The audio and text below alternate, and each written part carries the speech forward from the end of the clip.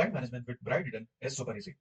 You can import your clients from QuickBooks or Xero, or you can upload your clients with the help of CSV in bulk, or you can decide to add client manually one by one.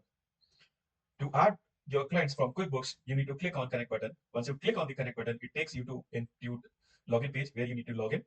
Once you log in, you'll actually get an option to select the clients you want to import to BrightReturn. To import the client from Xero, you need to integrate your BrightReturn with Xero. To upload your clients with the help of CSV, you need to click on Add via CSV and download the format and update the details in the given format and upload that file. Once you add the clients, BrightReturn provide you a very intuitive flow for onboarding.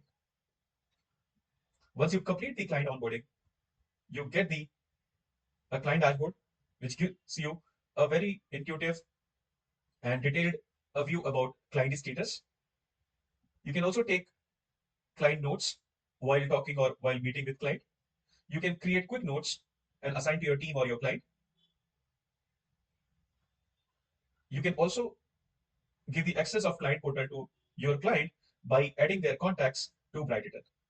The moment you add the contacts to BrightReturn, they'll receive the notification and the sign up link.